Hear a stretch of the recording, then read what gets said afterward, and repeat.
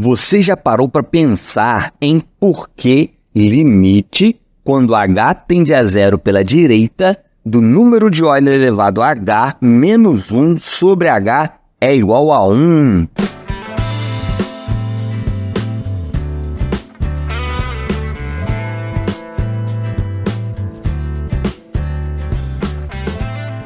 E aí, pessoal, tudo beleza? Eu sou o Thiago Reis, professor de matemática, e neste Math a gente vai demonstrar um limite fundamental que tantas vezes você viu nas aulas de cálculo.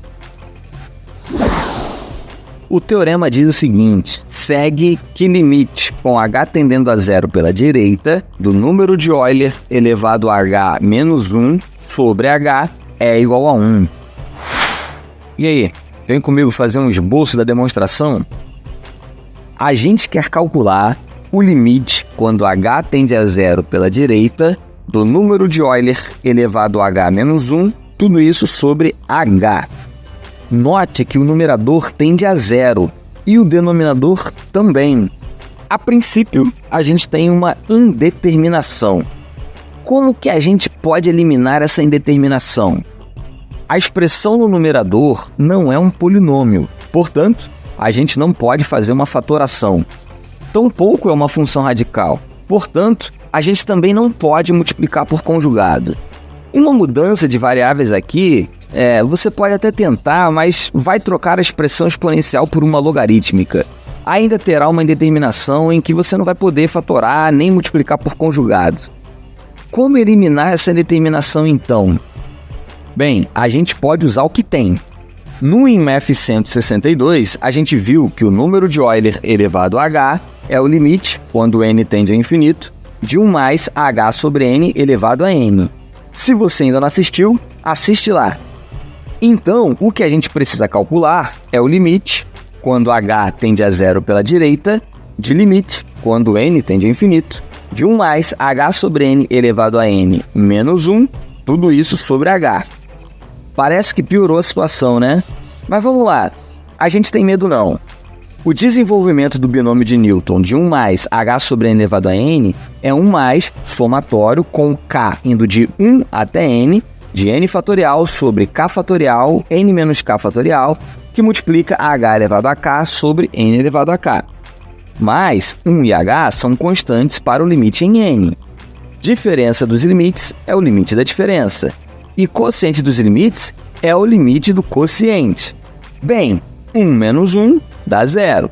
E dividindo todas as parcelas pelo h, a gente tem limite, quando h tende a zero pela direita, de número de Euler elevado a h menos 1 sobre h, igual ao limite, quando h tende a zero pela direita, do limite, quando n tende a infinito, do somatório com k indo de 1 até n, de n fatorial sobre k fatorial, n menos k fatorial, que multiplica h elevado a k menos 1 sobre n elevado a k. A primeira parcela, isto é, a parcela para k igual a 1, dá 1. Limite da soma é a soma dos limites. Novamente, limite de constante é a própria constante. Essas afirmações que a gente fez para o limite em n, ou seja, para o limite de sequências, também vale para o limite em h, ou seja, para o limite de função.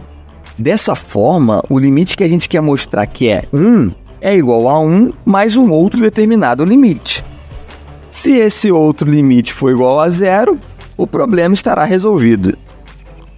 Bem, observe que o somatório começa em k igual a 2. Isso significa que as parcelas começam com um fator h e a presença desse fator só aumenta nas demais parcelas. Ou seja, h é um fator comum em todas as parcelas. Assim, a gente pode colocar o h em evidência. Novamente, a gente observa o fato de h ser constante para o limite de sequência em n.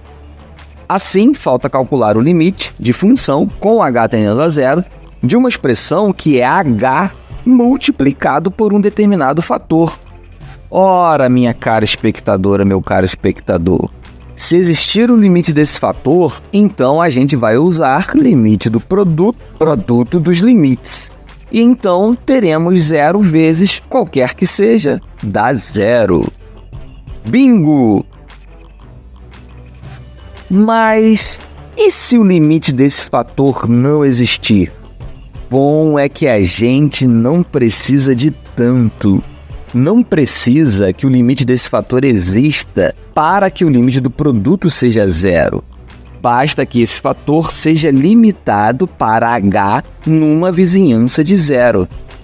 Bem, foi para isso que a gente teve todo o trabalho que teve no INMAP 165. Naquele vídeo, se você ainda não assistiu, assiste lá, a gente demonstrou que limite quando n tende a infinito do somatório com k indo de 2 até n, de n fatorial sobre k fatorial n menos k fatorial, que multiplica h elevado a k menos 2 sobre n elevado a k, é limitada na vizinhança intervalo aberto 0,1, que é uma vizinhança à direita do zero. Como o produto de uma função limitada por uma que vai a zero, a gente tem que o produto h pelo limite desse somatório vai a zero quando h tende a zero. Vamos organizar tudo que a gente já falou até aqui? A gente quer mostrar que limite, quando h tende a zero pela direita, do número de Euler elevado a h menos 1 sobre h é igual a 1. Mas o número de Euler elevado a h é o limite quando n tende ao infinito de 1 mais h sobre n elevado a n.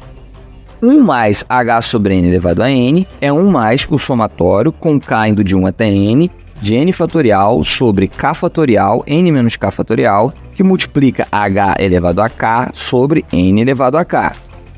E fazendo todas as contas que a gente já fez, isso é 1 mais o limite quando h tende a zero pela direita de h vezes o limite quando n tende ao infinito do somatório com k indo de 2 até n, de n fatorial sobre k fatorial n menos k fatorial, que multiplica h elevado a k menos 2 sobre n elevado a k.